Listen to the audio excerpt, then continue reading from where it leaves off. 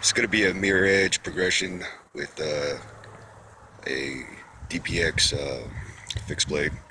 This is some good steel that DPx has. So far, this steel has, from a sharpening standpoint, been fairly difficult. I'm reprofiling this down to 17 degrees per side. The customer sent it to me with the whole knife edge just completely rounded over. So I told him I'd take it in, that way it'd be easier for him to touch it up in the field. This is one of the only times you're going to see me using these 50 and 80 grit stones. So I'm going to take it down to an appropriate level near the apex. See that shiny spot all the way down? I still got quite a bit of ways to go.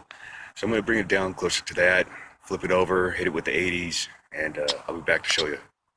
Alright, so here we are about 25 minutes later. I've been grinding on this blade trying to reprofile it using the 50 grit stones. So I'm going to work on it for a while with the 80 grit stones.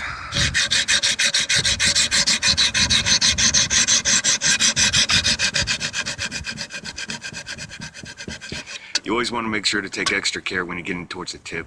Alright, so we're all done with the reprofiling stage. We're done with the 50 grit. We're done with the 80 grit. And even though the edge hasn't been apexed fully all the way across, I mean, this steel just has super bite to it. I'm really impressed with it so far. So now we're going to spend some time with the 100 grit because we need to get out those 50 and 80 grit scratches. It's going to take a little bit. Plan on spending your time when you're doing this. Here's another important thing to remember. Even when you're starting to sharpen it, I mean, this feels sharp, has a ton of bite, and it can easily cut paper. I know that I've only burred it over in the belly area right here. I'm still working the bottom of the blade and the tip. That's a common mistake that people make. You know, they assume that everything's sharp. They got to burr one spot. You know, they cut something, and really you still haven't apexed the edge.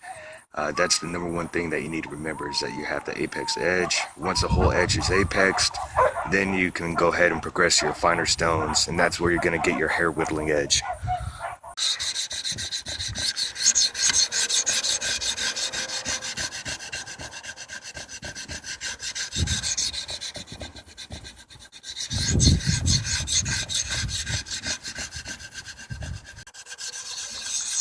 I'll put a little circular motion into it.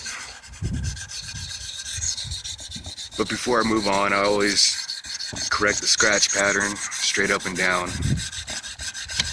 because that's how I'm going to be finishing the knife, with the straight up and down scratch pattern. So anything that might be there at the very end will be blended in very nicely. This is also a good time to grab your key, make sure your arms are tight, make sure your vise is tight, the knife is secure, nothing's moved on you. Sometimes if you're not paying attention, one of your arms will slide out a couple degrees and you won't even know it. The knife will start working its way up towards the top of the jaw. So just another thing to look out for. Alright, so I got done going through the 6 micron, 3 micron lapping film. 1 micron and 1/2 micron lapping films.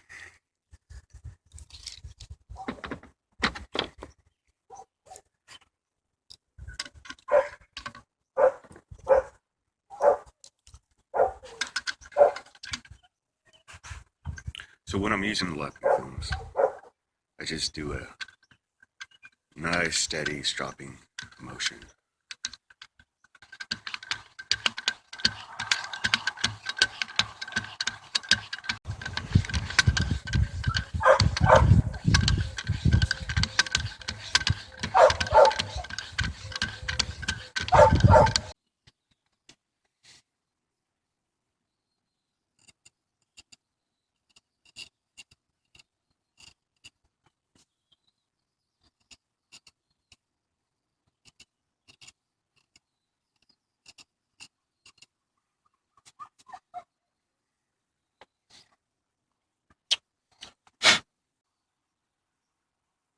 Take it easy, folks. Shut up. Shut up, shut up, shut up. This dog don't ever shut up.